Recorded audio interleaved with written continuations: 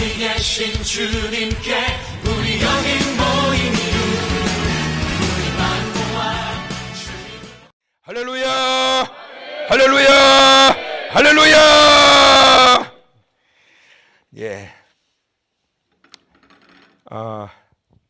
이제 저는 오늘 며칠째인지 몰랐더니 벌써 30일이 훌쩍 넘어버렸더라고요. 그래서 저는 그래요, 올해 굉장히 40일이 그냥 쑥쑥쑥쑥 지나가는 것 같아요. 왜냐하면 작년 이맘때쯤 되면 제가 목이 굉장히 힘들 때고 이제 소리가 잘 안 나올 때고 막 쥐어짜서 설교를 해야 되는데 올해는 성도님들이 기도를 많이 해주시는 것 같아요. 그냥 안 하시는군요. 목이 말이에요. 아직까지도 뭐 더 할 것 같아요. 목이 약간 불편하긴 하고 이제 새벽에는 이제 많이 잠기기는 하는데 그래도 뭐 이 정도면은 아주 양호해요. 그래서 올해는 특별히 강사 간식을 잘 챙겨주더라고. 잘 먹어서 그런가. 아무튼 우리 성도님들 기도해 주시고 또 염려해 주신 덕분에 이렇게 40일 송해가 저기 쑥쑥 지나가는. 지금 이제 뭐 7일 8일 남았나요? 오늘 32일째죠? 31일째예요. 뭐 얼마 안 남았어요. 오늘 지나면 이제 8일 남았잖아요. 예. 금방 갑니다. 자, 요 며칠 동안은 설교가 조금 어려울 수 있는데 그러나 굉장히 중요합니다, 여러분. 이런 이 설교들은 그냥 평상시에 설교 시간에 할 수 있는 내용들이 아니에요. 이렇게 특별한 시간에 편안하게 함께 이렇게 말씀을 서로 나누고 그럴 수 있게 되어서 저는 굉장히 참 좋은 것 같아요. 그래서 제가 또 우리 성도님들에게 또 이렇게 퍼서 이렇게 잡수시도록 드릴 수 있는 공급해 드릴 수 있는 시간들이 마련이 되었다고 그래서 참 좋아요. 저는 그래서 성도님들 좀 집중하시고 오늘도 약간 어렵지만 어려워도 아마 제가 오늘 다니엘서잖아요. 다니엘서인데 원래 오늘 호세아서를 하려고 그러다가 어쩌녁에 준비를 하다가 호세아서를 다 준비를 해놨는데 준비해 놓은 설교 이걸 보다는 다니엘서를 좀 끌고 가고 싶었어요. 그래서 오늘 이거 가지고 이렇게 나갈 테니까 성도님들 좀 집중해서 이렇게 보시면 아마 기억나는 말씀도 있으실 거고 쫙 꿰어질 거예요.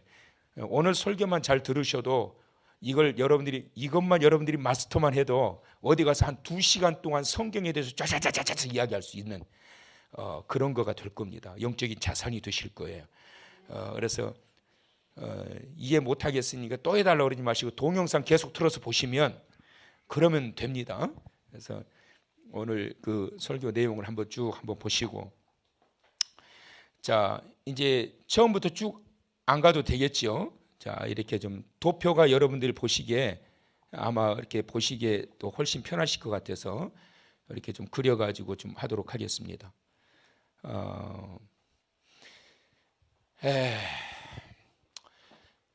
어디부터 할 거냐면요. 통일 왕국 시대부터 한번 나가 봅시다. 자, 통일 왕국 시대가 있습니다. 통일 왕국 시대는 BC 1050년부터 930년까지 사울, 그 다음에 다윗, 그 다음에 솔로몬까지.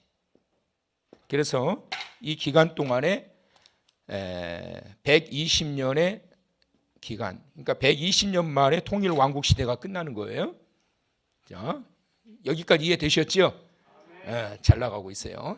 끝까지 이해를 합시다. 아멘.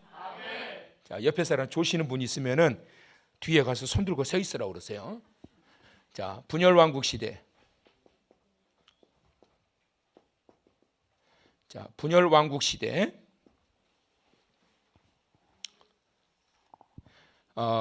먼저 북이스라엘이 먼저 망하게 됩니다. 북이스라엘이 먼저 망하게 되는데 BC 722년에 망해요. 북이스라엘은 여로보암으로부터 시작해서 누구까지? 호세아까지. 그렇죠? 호세아까지. 그래서 약 930년, 722년, 그러니까 한 210년 만에 210년 만에 그 북이스라엘이 망하게 됩니다. 210년.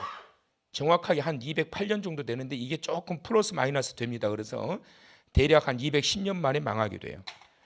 자, 그다음에 이제 그 남유다 민족인데 BC 587년에 망하게 되는데 솔로몬의 아들 누구요? 르호보암. 시작. 마지막 왕이 누구예요? 시드기야.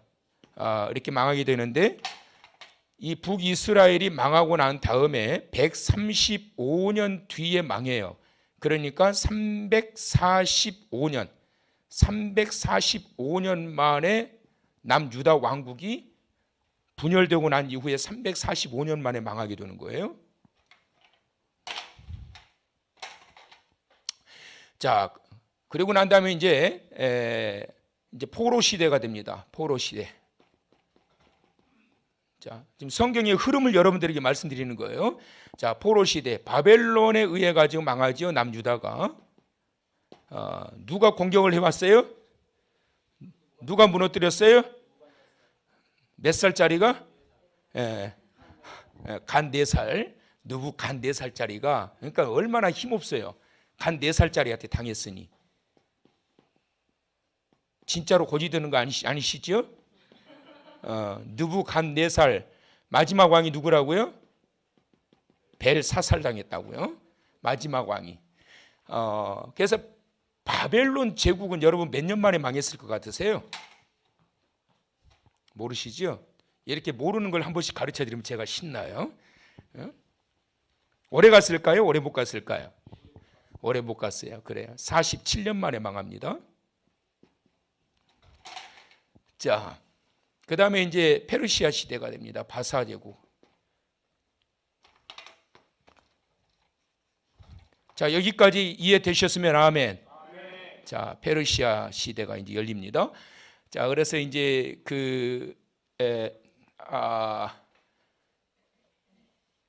포로 귀환 시대, 이때를 이제 포로 귀환 시대라고 합니다.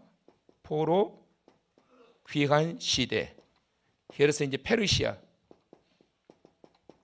메데와 바사 제국에 의해 가지고 이제 점령당하게 되면서 이제 고레스로부터 이제 시작이 돼서 진행이 되는데, 이 페르시아 제국은 지금의 지금의 이란이거든요. 이란이 페르시아의 후예들입니다. 페르시아는 몇 년 만에 무너졌을 것 같으세요? 어이구, 할렐루야. 누구예요? 어이구, 우리 서유재선님. 야, 페르시아 70년 만에 무너집니다. 어이구, 할렐루야. 감사합니다. 자, 그리고 난 이후에 포로 귀환 시대 이후에 이때부터는 이제 이걸 뭐라고 그러냐면 신구약 중간 시대. 시작. 제가 그 학교에서 이제 강의할 때는 신구약 중간사라고 하는 과목이 없었어요.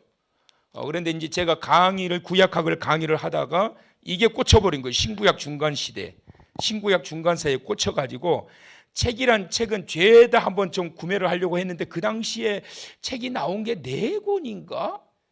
4권도 안 됐던 3권인가 4권인가 책이 별로 없었어요.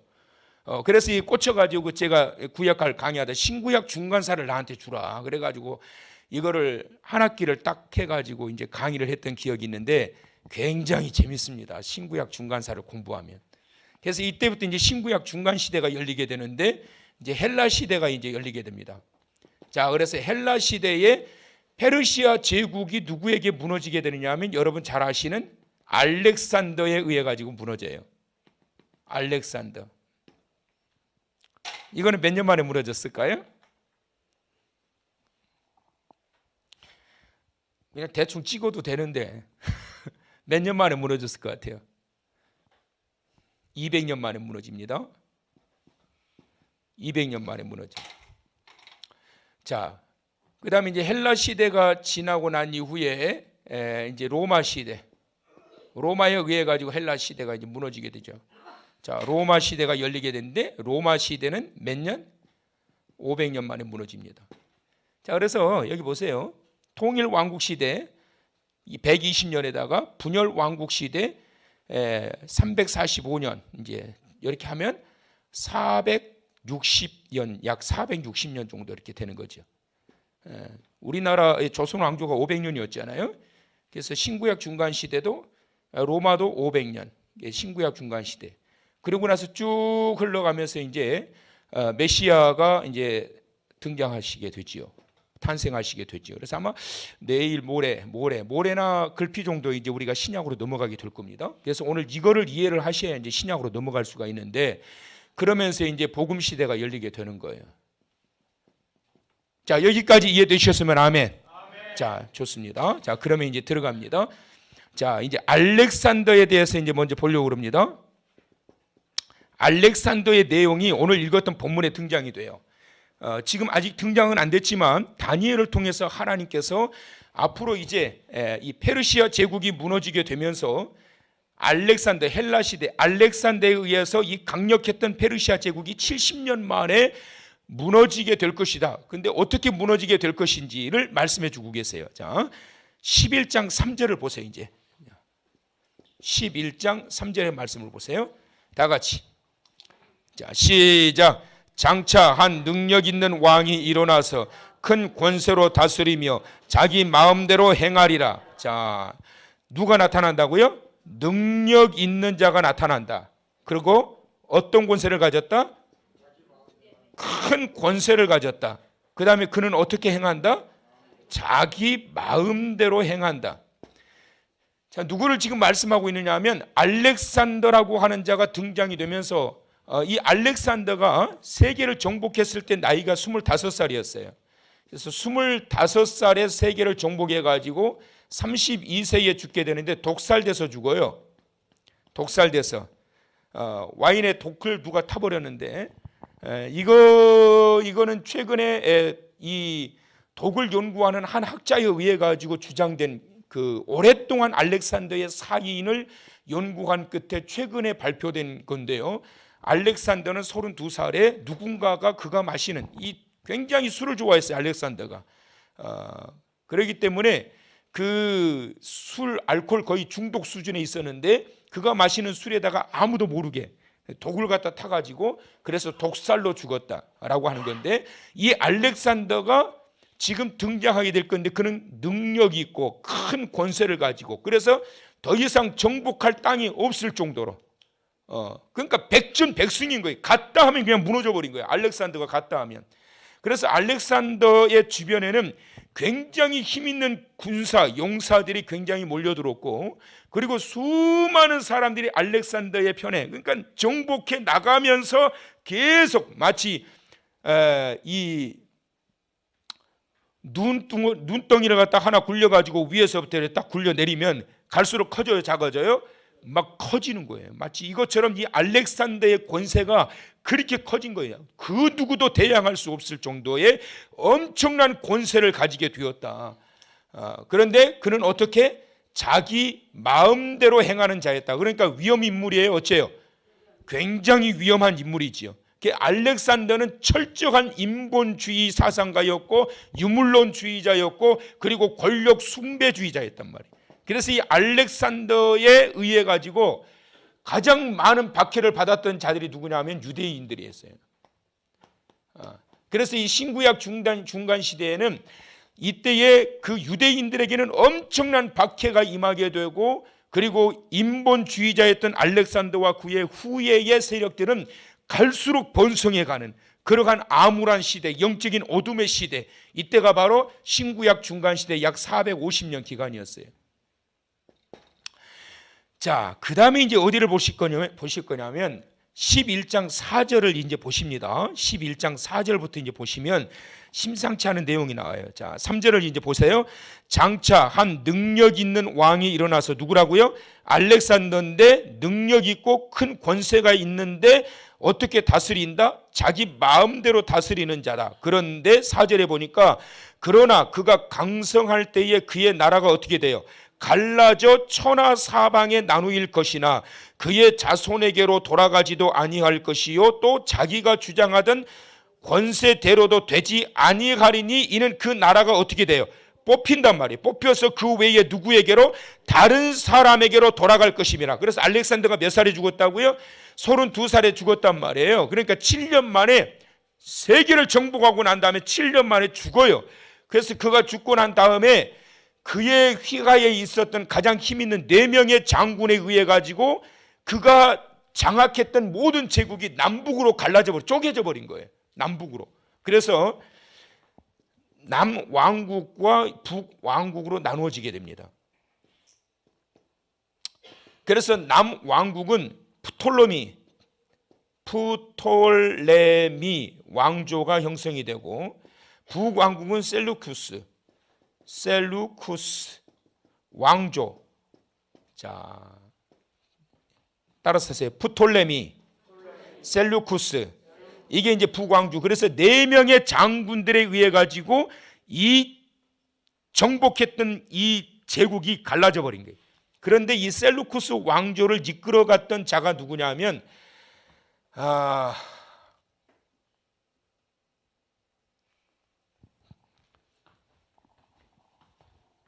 안티오쿠스 에피파네스.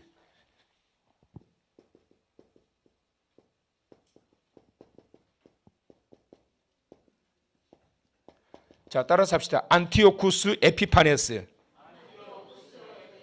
이 사람이 이제 굉장히 아주 악랄하기로 그지없는 그러한 유명한 자입니다. 자, 그런데 이 사람이 어떻게 지금 이 정치를 하느냐 하면, 자, 16절 한번 읽어보세요. 자, 16절 다 같이 시작.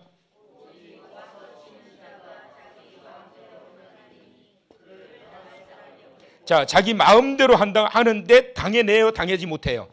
당해내지 못한단 말이에요. 자, 그 다음에 28절 시작. 28절 시작.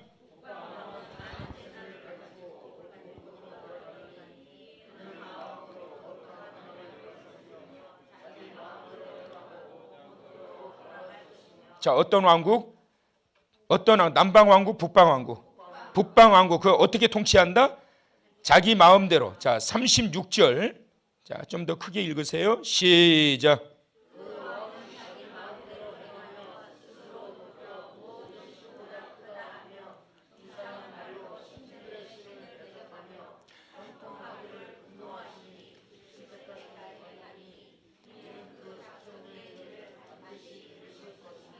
자, 지금 누구를 의미하고 있느냐 하면 3절에 알렉산더가 능력이 있고 큰 권세가 있는데 어떻게 통치했다?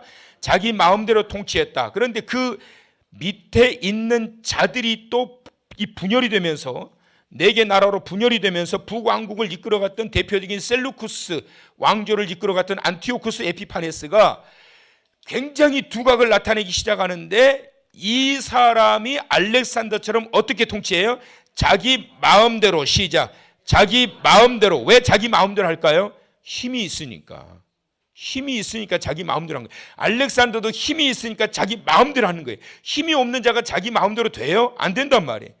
자기 마음대로 해도 되어지는 시대가 바로 알렉산더 시대였고 안티오쿠스 에피파네스 시대였단 말이에요. 자, 그렇다면 이때는 지금 어떤 시대냐면 인본주의와 신본주의의 대결. 시작. 인본주의와 신본주의의 대결이었어요. 자, 인본주의의 대표는 뭐냐면 자기 마음대로 하는 거예요. 자기 마음대로. 자, 성경을 어디를 보시느냐 하면 성경을 로마서 1장을 펴보세요. 24절부터 이제 보실 겁니다. 거기. 자, 다 성경 찾으세요. 로마서, 사도행전 뒤에 로마서 1장 24절부터 보세요. 그러므로 하나님께서 그들의 마음의 정욕대로 더러움에 어떻게 하셨다? 내버려 두셨다. 그들의 마음의 정욕대로, 그들의 마음대로 하는 거지요. 정욕대로 사는 대로 그대로 내버려 두셨다. 26절, 이 때문에 하나님께서 그들을 어떤 욕심, 부끄러운 욕심대로 어떻게 하셨다?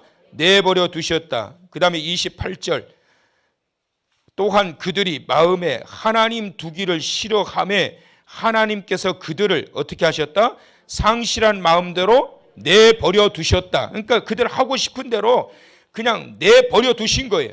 자기 마음대로 할 수 있도록 그대로 내버려 두신 거예요. 내버려 두신 거예요. 그러니까 자기의 정욕대로 자기들이 원하는 대로 이 더러운 대로 하나님께서 그대로 내버려 두시는 그 시대가 뭐냐면 마지막 시대의 타락한 본성을 가지고 살아가고 있는 그들의 삶을 하나님께서 그냥 내버려 두신 거예요. 자기들 마음대로 하도록. 이것이 바로 인본주의의 전형적인 모습이에요. 인본주의의 전형적인 모습, 누구 마음대로? 자기 마음대로. 누구 마음대로? 자기 마음대로. 누구 마음대로? 자기 마음대로. 이게 인본주의적인 전형적인 모습이에요. 자, 그렇다면 신본주의는 자기 마음이 아니라 하나님 뜻대로. 시작. 하나님 뜻대로예요. 자, 마태복음 7장 21절을 보십니다. 다 같이. 자, 크게 읽어보세요. 자, 마태복음 7장 21절. 강력한 말씀이 나옵니다. 다 같이. 크게 읽으세요. 시작.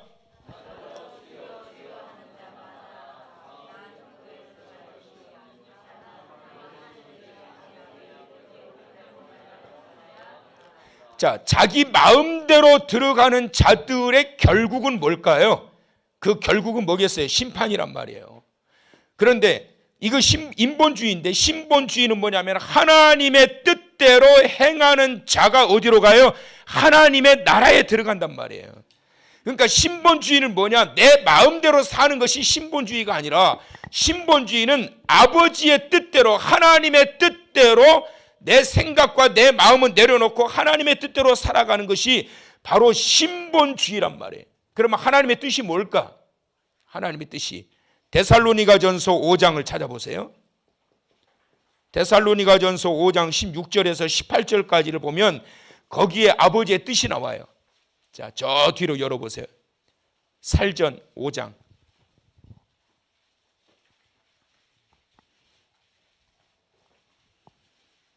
자, 다 같이. 데살로니가서가 좀 찾기가 어려워요. 포기했어? 살전을 찾아. 살전. 신약의 살전. 5장 16절 18절. 항상 기뻐하라. 자, 다 같이 크게 18절까지 시작.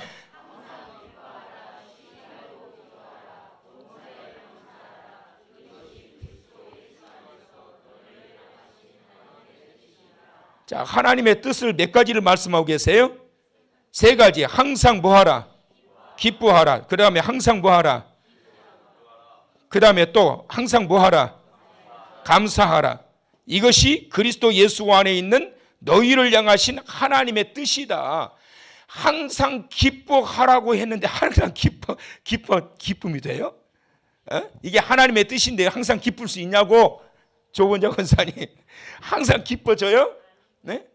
항상 기쁨이 오냐고? 안 된다고. 이게 안 돼. 그런데 하나님의 뜻은 뭐냐면 항상 기뻐해라. 이 말은 무슨 말이에요? 그러면 항상 기쁨이 오려면 어떻게 해야 될까요? 우리에게 항상 기쁨이 오게 하는 것은 딱 한 가지예요. 성령 충만. 시작. 성령 충만. 성령의 충만한 은혜를 입게 되면 항상 기쁜 거예요. 내가 매일 기쁘게 순례의 길 행함은 주의 팔이 나를 간보함이요 성령이 계시네 할렐루야 함께 가시네 할렐루야. 성령의 충만함을 입게 되면 성령께서 나로 하여금 어떤 경우에도 기뻐하게 하신단 말이에요. 그러니까 우리가 항상 기뻐해야 된다는 것은 무엇을 말씀하고 있느냐 하면 인본주의 육신에 사로잡혀 있는 자가 되지 말고 항상 주의 말씀 가운데 사로잡혀 있는 자가 되어서 성령의 충만한 가운데. 성령 충만이 뭐냐면 내가 나를 통제하는 것이 아니라 성령께서 나를 다스리시는 거예요. 이게 성령 충만이에요. 기도를 해도 성령 충만한 가운데 기도하다 보면 시간 가는 줄 몰라요, 여러분. 앞에 나왔을 때 여러분 설교하는 자나 찬양을 인도하는 자나 기도하는 자나 생짜로 기도하고 생짜로 찬송하게 되면 얼마나 그 시간이 힘든지 몰라요. 설교도 마찬가지요. 생으로 설교하다 보면 그것처럼 힘든 게 없다니까. 등에 막 식은땀이 줄줄줄 나고 막 그냥 발음 꼬이기 시작하고 결론 안 나기 시작하고 얼마나 힘든지 몰라요. 그래서 우리 찬양팀들 시작하기 전에 기도하는 게 그 이유에 모여서 생으로 찬송하면 안 된다고 벌써 보여진다니까.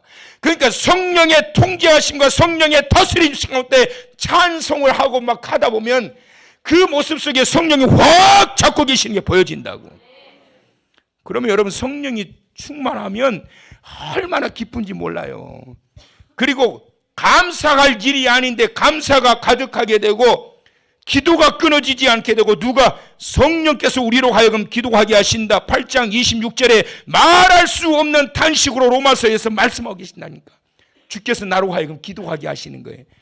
그래서 이와 같은 인본주의와 신본주의의 대립이 마지막 중간 시대에 계속 이어지게 되면서 이들로 하여금 이 끔찍한 고난의 시간표 속에서도 견디며 이겨낼 수 있게 했던 것이 뭐냐면 성령의 강하신 권세와 능력 가운데 붙들려서 오로지 하나님의 뜻대로 아버지의 뜻대로 살아가려고 했던 그 의지, 그 믿음, 그러한 것들이 그들로 하여금 이겨내게 했던 거예요. 자, 그렇다면 다니엘서 마지막 장에서는 지금 무엇을 말씀하고 있는가를 봅시다. 자, 다니엘서 12장 13절을 이제 한번 보세요. 마지막으로. 자, 다니엘서 12장 13절. 다 같이 크게 읽어봅니다. 자, 시작.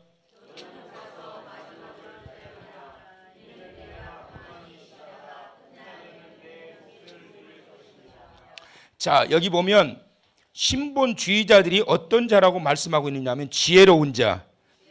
11장 13절부터 한번 보세요, 여러분. 자, 13절이 아니고 33절. 33절에서 35절 다 같이 시작. 백성 중에 지혜로운 자들이 많은 사람을 가르칠 것이나 그들이 칼날과 불꽃과 사로잡힘과 약탈을 당하여 여러 날 동안 몰락하리라. 그들이 몰락할 때에 도움을 조금 얻을 것이나 많은 사람들이 속임수로 그들과 결합할 것이며 또 그들 중 지혜로운 자 몇 사람이 몰락하여 무리 중에서 연단을 받아 정결하게 되며 희게 되어 마지막 때까지 이르게 하리니 이는 아직 정한 기한이 남았음이니라. 자, 인본주의와 대립하는 그러한 자들을 이 지혜로운 자들로 말씀하고 있는데 이들은 이 인본주의에 의해 가지고 고난과 핍박을 당하는 세력들을 의미하고 있는 거예요. 그런데 그들이 어떻게 된다? 아직 정한 때가 정한 기한이 남았습니다. 그러므로 마지막 때까지 이르게 되는데 12장 13절 너는 가서 마지막을 기다리라. 이는 내가 평안히 쉬다가 따라서 끝날에는 내 몫을 누릴 것이라. 내 몫을 누릴 것이라. 하나님께서 주시는 내 몫이 있단 말이에요. 내 몫. 하나님께서 주신 내 몫. 이 내 몫을 상실하는 자가 있고 끝까지 지키는 자가 있는데 끝까지 지키는 자는 누구냐면 고난과 환난과 핍박 가운데 마지막 시대에 이 박해와 심한 이러한 이 악한 자들과 싸워서 견디고 이긴 자들에게는 하나님께서 약속하신 말씀 내 몫을 누리게 되리라. 여러분 시대마다 아무리 잘 나가는 시대가 됐건 악한 시대가 됐건 마지막이 있었어요. 통일왕국은 몇 년 만에 끝나요? 120년 만에. 분열왕국 북이스라엘은 210년 만에. 남유다는 345년 만에. 바벨론은 47년 만에.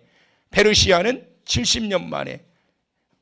헬라 시대는 200년 만에. 로마는 500년 만에. 다 끝이 있단 말이에요. 끝이 있어요. 근데 악한 자들의 끝은 뭐냐면 결국은 몰락이었고 하나님의 심판이었는데 지혜로운 자들 신본주의, 인본주의와 더불어서 붙었던 이 신본주의자들 하나님께서 사랑하시는 그들의 자녀들의 마지막은 몰락이 아니라 예배에 오신 그러한 것들을 받아 누리면서 평안하게 하신다라고 하는 그 말씀이 다니엘서 마지막의 끝에 말씀하고 있는 거예요. 누가 그런 것들을 누릴 수 있느냐? 끝까지 견디는 자, 자기의 마음대로 자기의 생각대로 살아가는 자가 아니라 고난 중에 있을지라도 하나님의 뜻을 따라서 하나님께서 말씀하신 그 뜻을 따라서 끝까지 따라서 합시다. 견디고 이기고 나가는 자들, 그런 자들에게 하나님께서 내 몫을 누리게 하리라 주신 말씀인 거예요. 마지막 시대일수록 얼마나 예수 믿기가 힘들어지게요. 오늘도 어떤 목사님하고 통화를 했는데 그 부산에 있는 큰 교회 목사님인데 몇천 명 되는 교회인데 거기에 유명하다고 그래가지고 강사를 불렀대요. 교육 분야에 있어서 전문가라고 그래가지고 사례비 많이 주고 불렀대요. 그랬더니 처음부터 그분이 하는 말이 심각한 이야기만 하더래요. 여의도 순복음교회 청년부 특별 집회가 있다고 해서 여의도 순복음교회 청년들이 얼마나 많아요. 걔 가가지고 충격을 먹었대. 왜 충격 먹었느냐? 그래도 나름대로 자기 유명한 강사고 그래서 큰 대형 교회라 그래가지고 딱 갔더니 청년들 70명 모였더래요. 그 여의도 순복음교회 청년들이 70명이 모였다라고 한다면 그 특별 집회에, 그러면 지금 이 여의도 신복음교회도 지금 얼마나 지금 심각한 상황에 처해 있는지를 보여주고 있는 거예요. 거기뿐만 아니라 여러 군데 가는데 주일학교가 무너지고 있고, 그러면서 그 목사님 자기 교회 이야기도 하는 거예요. 우리 교회도 지금 줄고 있어. 주일학교가 줄고 있대요. 심각한 상황이에요. 왜 그럴까요? 하나님의 뜻을 따라 하나님이 원하시는 그 방향을 향해서 내 모든 시간과 내 모든 것들을 다 내려놓고 하나님의 뜻을 따라서 나아가기보다는, 하나님의 뜻보다는 세상을 향하는 인본주의가 나를 사로잡기 때문에 교회가 무너지고 신앙의 중심이 흔들리는 거예요. 여러분, 이때만 인본주의와 신본주의의 싸움이 아니라 지금도 마찬가지예요. 지혜자들은 끝까지 싸운다, 견딘다, 그리고 이겨낸다. 그들에게는 그 몫을 누리게 하신다. 그런데 지금도 마찬가지로 하나님께서는 이 한국 교회를 향해서 인본주의와 싸우는 교회가 되기를 원한다. 편하게 하려면 한이 없어요, 여러분. 이 고생을 제가 왜 시키냐고, 여러분들. 근데 그 목사님이 지금 우리 교회 이거를 매년 하고 있다고 그러니까 참 잘한다고, 정말 잘한다고, 성도들 깨워야 된다고. 하나님의 뜻이 무엇인가를 바로 보고 인본주의 중심으로 사로잡히게 되면 잠시는 세계를 정복하고 많은 사람이 따르는 것 같지만 그 결과는 결국 몰락하는 거요, 심판이요. 그러나 하나님의 뜻을 따르는 자들은 다니엘서 마지막 장에 하나님께서 다니엘을 통해서 주셨던 말씀, 그 고난의 끝에 끝까지 견디고 이긴 자들에게는 그들의 몫을 누리게 되리라. 놀라우신 하나님의 사랑과 은혜 가운데 성도 여러분들 끝까지 믿음 잃지 마시고 그 믿음의 대를 쭉 이어갈 수 있는 견고한 믿음의 삶이 되시기를 주님의 이름으로 축원합니다. 축원합니다. 축원합니다.